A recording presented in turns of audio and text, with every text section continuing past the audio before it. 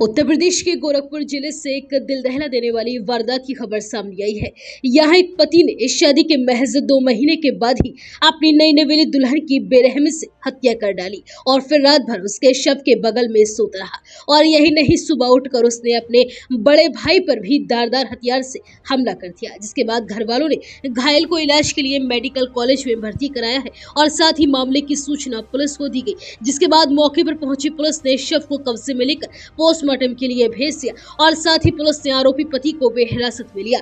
शुरुआती जांच में सामने है कि आरोपी पति को पत्नी के किसी के साथ अवैध संबंध का शक था। दरअसल गुलहरिया थाना क्षेत्र के नरयनपुर नंबर 2 टोला के हीरागंज के रहने वाले सतीश चौहान अपने पिता रामतार और भाई आतिश चौहान के परिवार के साथ रहता है। उसका भाई आतिश ऊपर की मंजिल में अपनी पत्नी के साथ रहता है, जबकि वह खुद माता पिता के साथ नीचे के फ्लोर में रहता है। उसकी शादी बीते 13 फरवरी को महाराजगंज जिले की रहने वाली सरोज के साथ हुई थी। शादी के एक हफ्ते के बाद ही बहू विदा होकर अपने मायके चली गई थी। पति अपनी दुल्हन को बीते 21 अप्रैल को ही विदा कराकर ससुराल लाया था। बुधवार को घर में नई बहू सरोज के रसोई में प्रवेश की रस्म भी हुई थी। बहू के हाथ का खाना सभी ने खाया था। काफी हंसी खुशी का माहौल में सभी अपने कमरे में सोने के लिए चले गए थे। वहीं माता पिता और रिश्तेदार गर्मी के चलते छत पर सो रहे थे, जबकि सतीश अपनी पत्नी सरोज के साथ कमरे में सोने के लिए चला गया था।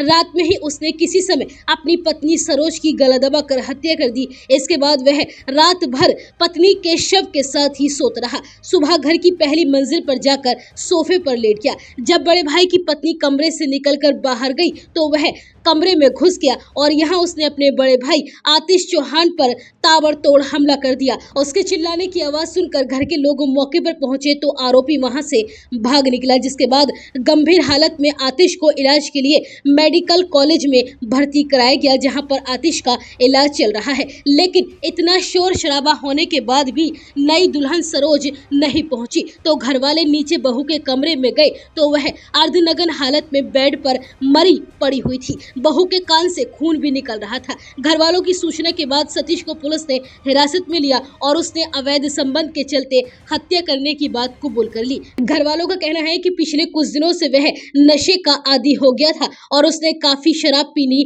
शुरू कर दी थी।